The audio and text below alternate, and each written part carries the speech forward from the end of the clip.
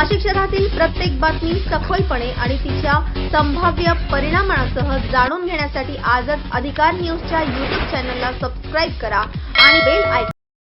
मातोश्री रमाबाई आंबेडकर विद्यार्थिनी वसतिगृहाच्या अनुदानात घोळ झाल्याचा संशय. टिळकपथ नाशिक या ठिकाणी असलेल्या मातोश्री रमाबाई आंबेडकर विद्यार्थिनी वसतिगृहामध्ये मागासवर्गीय विद्यार्थिनींसाठी शिक्षणासह राहण्याची सुविधा आहे. सामाजिक न्याय विभाग समाज कल्याण अंतर्गत सुरू असलेल्या नाशिक जिल्हा दलित शिक्षण प्रसारक मंडळ नाशिक संचलित मातोश्री रमाबाई आंबेडकर विद्यार्थ्यांच्या वसतिगृहामध्ये कथित अनियमितता, बेकायदेशीर कारभार तसेच शासकीय अनुदानाच्या वापराबाबत भ्रष्टाचार हा देखील कार्यकारी मंडळाकडून झाल्याचा संशय धम्मवीर राजेंद्र दामोदर गायकवाड यांनी नाशिक जिल्हाधिकारी यांना निवेदनात दिले आहे. सदर संस्थेकडे वेद नोंदणी मान्यता नसताना संस्थेच्या लेटरहेडवर रजिस्टर क्रमांक 3289/1956 असा उल्लेख करण्यात आला आहे. ही सत्यता तपासणे आवश्यक असून सदर संस्थेला समाज कल्याण विभागामार्फत अंदाजे 3,25,00,000 इतके शासकीय अनुदान प्राप्त झाले असून त्या निधीतून विद्यार्थिनी वसतिगृहाची इमारत उभारण्यात आल्याची माहिती आहे. अशा परिस्थितीत संस्थेची नोंदणी, अनुदान मंजुरीची प्रक्रिया, सादर केलेली कागदपत्र तसेच शासनात देण्यात आलेली माहिती याची चौकशी होणे आवश्यक आहे. तसेच संस्थेच्या इमारतींचे बांधकाम व त्याच्या परवानग्या देखील तपासण्यात याव्या. तसेच वसतिगृहाच्या विद्यमान असलेल्या पदाधिकाऱ्यांच्या चौकशी करून दोषी आढळल्यास कायदेशीर व प्रशासकीय कारवाई आणि विद्यमान कार्यकारी मंडळ बरखास्त करून प्रशासक नेमण्यात यावा.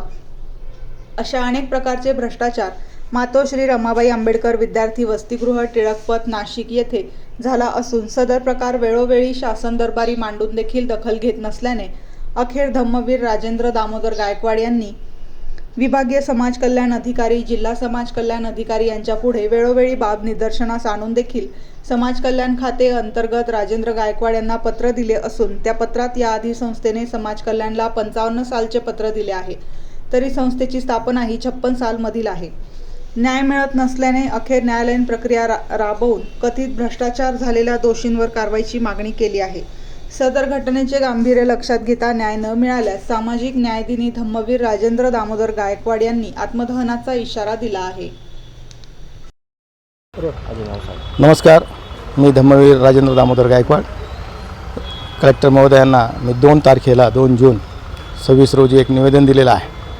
नाशिक जिल्हा दलित शिक्षण प्रसारक मंडळ ही जी संस्था आहे, या संस्थेचे रमाबाई कन्या विद्यालय विद्यार्थिनी वसतिगृह हे चालू आहे. त्या विद्यार्थी वसतिगृहामध्ये निधी येतो, परंतु रमाबाई विद्यार्थिनी वसतिगृह किंवा दलित शिक्षण प्रसारक मंडळ असे आम्हाला कुठल्याही रजिस्ट्रेशन झालेलं नाही असं न्यासाचं पत्र आहे आमच्याकडे.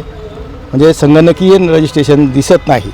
आणि वेळोवेळी मी माहितीच्या अधिकारात काढलं तर ह्या महापुरुषांनी चालू केलेल्या संस्था आहे, यांच्याकडे कुठलाही रजिस्ट्रेशन नंबर नाही आणि त्यांना मान्यतेचंही पत्र नाही.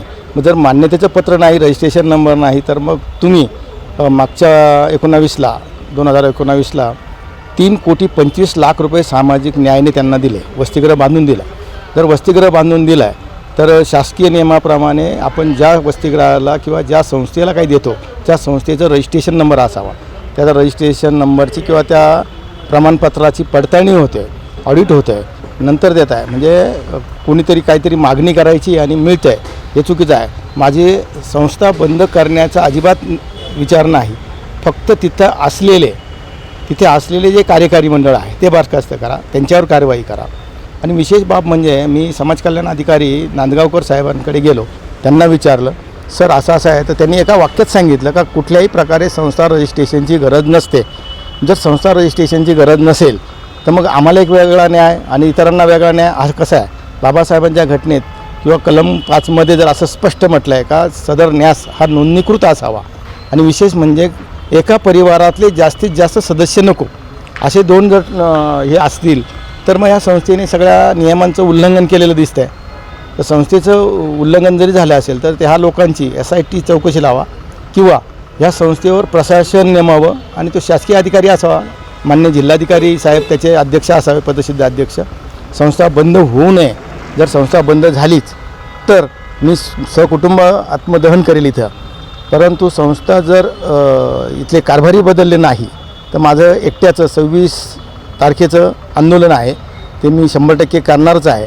मी पत्रव्यवहार माननीय कलेक्टर साहेबांना दिलेला आहे.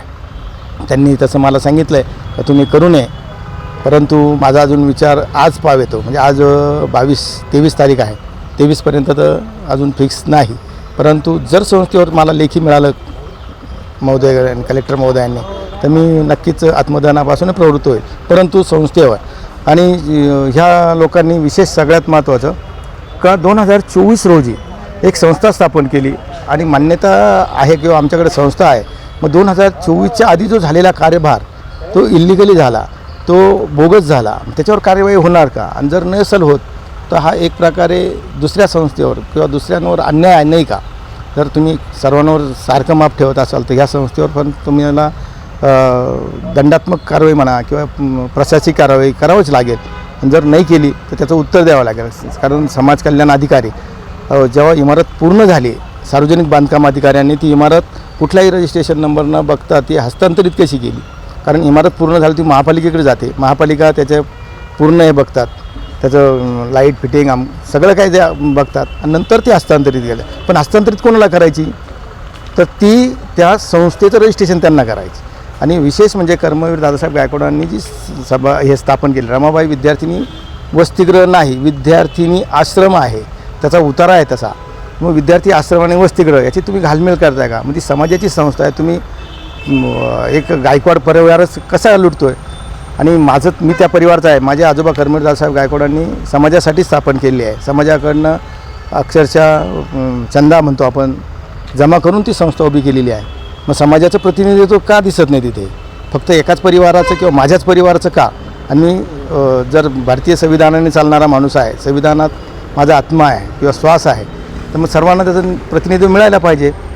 एवढीच माझी मागणी आहे. त्यामुळे कलेक्टर महोदयांनी त्याचा एक सारासार विचार करून संस्थेला जिथले जे कार्यकारी मंडळ आहे त्यांच्यावर बरखास्त करा आणि तिथे प्रशासक नेमा अशी माझी मागणी आहे. आणि ती रास्त मागणी आहे. आणि जर झालंच नाही तर 26 तारखेला योगा त्या दिवशी काहीतरी मोहरमची सुट्टी पण आहे. तसं मी कलेक्टर साहेबांना दुपारी आज भेटणारच आहे. बघू काय होतं. परंतु आत्मदहन हे 100% जर झालं नाही, कारण ही तिथे चालणारा एका मुलीचे फॉर्मची किंमत 200 रुपये आहे. जो फॉर्म फुकट मिळायला पाहिजे, 5 रुपयाला मिळायला पाहिजे. आपला समाज जर इतका तालेवर नाही ना 200 रुपये एका वेळेस भरेल. 4,000 रुपये मुलांचे घेतले मला ऐकायला मिळालं का ते शाळेपर्यंत सोडायचे. म्हणजे ट्रान्सपोर्ट फी एका पर मुलीमागे 4,000 रुपये वर्ष. 180 मुली आहे, तुम्हीच गुन्हाकार भागाकार करा आणि शाळेकडनंही गाडी येते. मग जर इतकं असाल तर मग हा संस्था म्हणजे एक कुरण झालं का काय? संस्थेतले समजा चालक मालक हे माझ्या कुटुंबातले असतील, परिवारातले असतील, परंतु इतकंही करू नका ज्यामुळे परिवाराचं नाव खराब होईल, ज्यामुळे समाजात आपली इज्जत राहणार नाही. माझा लढा हा परिवाराचा नसून हा सामाजिक आहे. मला समाजाच्या ताब्यात वसतिगृह जावं असं माझी इच्छा आहे. म्हणजे प्रशासक नेमला, कारण 3,25,00,000 रुपये जेव्हा तुम्ही घेतले, सगळे खोटे डॉक्युमेंट्स दिलेत. त्यांचा रजिस्ट्रेशन नंबर आहे 32/89/1956 साली. मग 32/89 हा रजिस्ट्रेशन नंबर वापरून 32/89 नावाने जर संस्थाच नाही तर मग इतक्या दिवस तो रजिस्ट्रेशन नंबर वापरला कसा? त्याची SIT चौकशी व्हावी. समाज कल्याण अधिकारी, जिल्हा समाज कल्याण अधिकारी, समाज कल्याण उपायुक्त, आयुक्त त्यांचीही चौकशी व्हावी. मी नावानिशी त्यांचं नाव टाकलेलं आहे. तर माझी ही मागणी आहे का त्यांची चौकशी झालीच पाहिजे. नाही झाली तर माझं आत्मदहन फिक्स आहे. एवढे बोलतो, थांबतो. नमस्कार.